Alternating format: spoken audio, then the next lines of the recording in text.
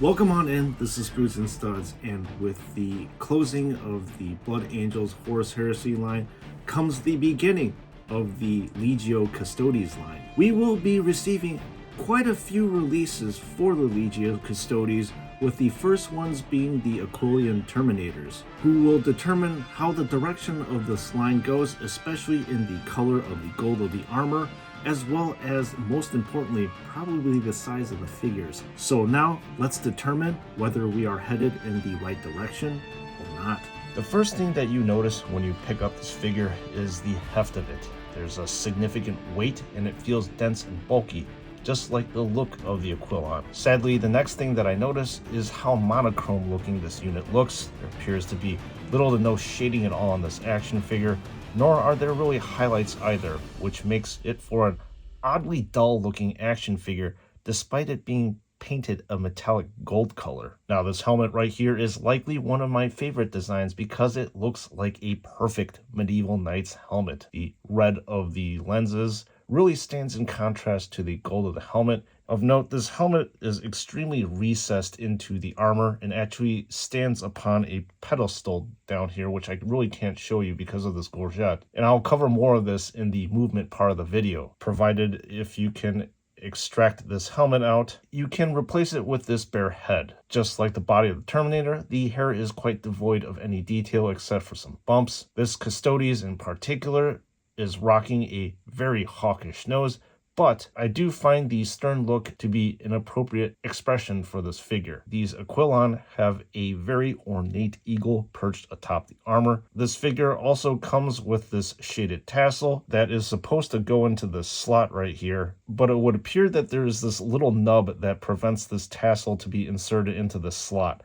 I think you'll likely have to chop this off in order to make it fit. I also do find the positioning of the tassel to be quite strange, as most of the time you see these decorations at the top of the armor. This eagle actually does obscure this tassel. There's really not much to say about the left pauldron, as it is very plain looking. Now the right hand side is the complete opposite, with a bevy of decorations. Sadly, there is no depth to be found on these wings right here, as this area could really use some shading. Arms wise, they look rather uninspired except the gold, which is broken up by some blue gems. Just like Raldrin, these Terminators rock a gorget, and while they are functional in battle, serve to nicely obscure the helmet area and make the movement rather finicky around this area as well. However, I do appreciate that this section has a design to it rather than just be a bland piece of plastic. Then below this area, you have some classic Custodes type patterning. The waist area is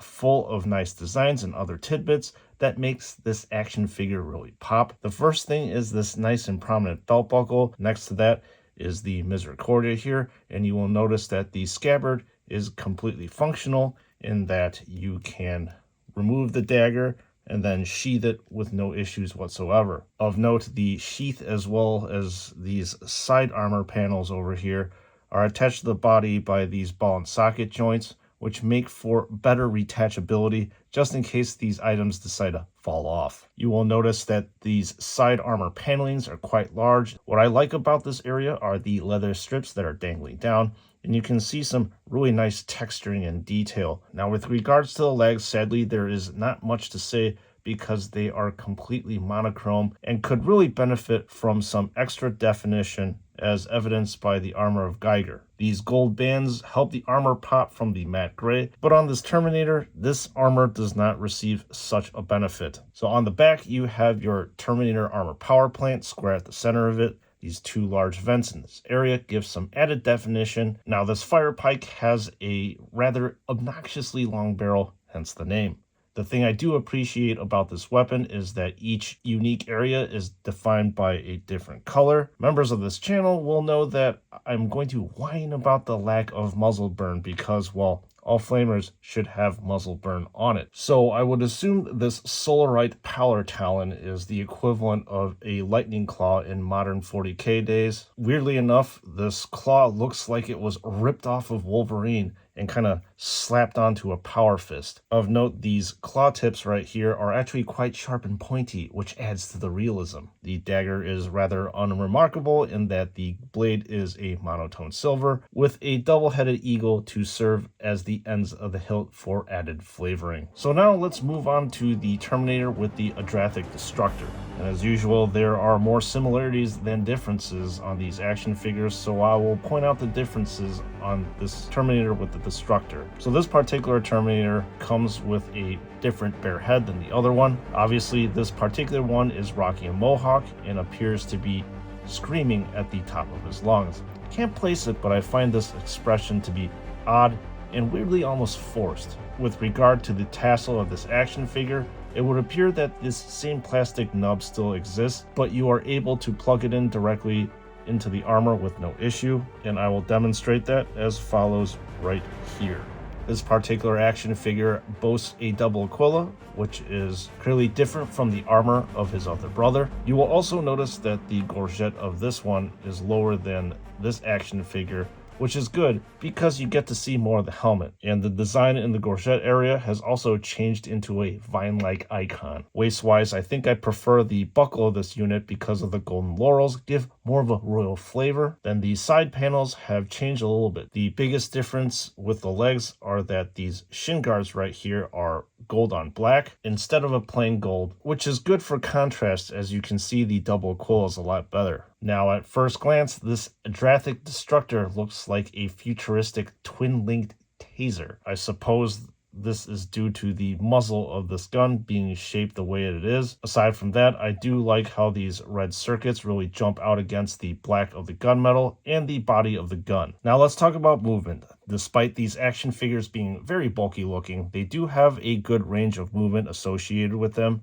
My biggest complaint, as I alluded to before, is the helmet area, especially this one with the Firepike. Due to this helmet being sunken in, as well as this gorget blocking the way, it makes it very hard to rotate this Terminator head around. You really have to reach in. On top of that, this head is very hard to replace without extra tools to help, and I kind of would recommend like a pair of tweezers to kind of like tweeze the thing out. Everything on the arms, torso area, and legs have full range of motion with no blockage whatsoever. Due to these action figures being so heavy, it appears that JoyToy has upgraded the joints to the metal right here on the hips, as well as the ankles, and likely this chest to torso connection. The next thing that we're going to do is actually compare the gold of these Aquilon Terminators to the other Terminators that have been released for this Custodes. So this is the reissue Allarus Terminator, and it would appear that the Allarus Terminator has a very bright gold compared to this Aquilon Terminator. This is the OG Allarus Terminator next to the Aquilon, and we already know that the OG one looks a lot more bronze, and this is the Custodes with the Sentinel Blade.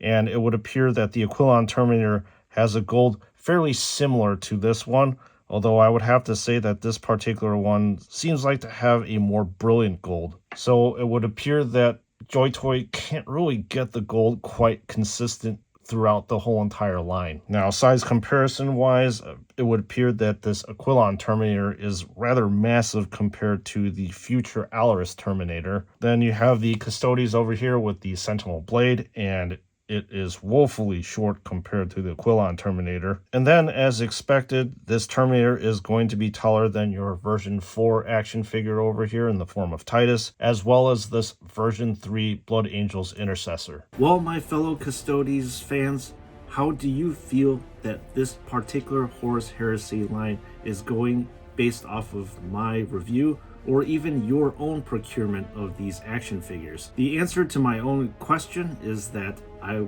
remain cautiously optimistic, and I will explain. Unfortunately, I cannot say I am too much of a fan of how these Terminators look. As I said before in the review video, the monochrome gold color of these armors needs some depth real bad. So the question is, are these action figures a must-buy? My opinion is no, unfortunately, based on what I have said before. I really find it odd that the gold is inconsistent across the Custodes line, and the size difference between the Allarus Terminator and these Aquilon Terminators to be really, really strange. So if you are strapped for cash, maybe you should sit this one out. However, if you are inclined to pick these action figures up, please click in the link in the description below, or you'll be brought to David Toys, where I exclusively procure these fine plastic figures. These guys have solid customer service, and for those of us who live in the United States, for now, these action figures are not subject to tariffs, but we will see what happens in the future. Then before you click on that purchase button, do not forget to input the code SNS to receive 12% off of your purchase. In closing, thank you so much for tuning into this action figure review, members of the chapter. I really hope that the quality as well as the consistency of the Legio Custodes line can only go up from here. And with that being said, I'll see you all in the next one.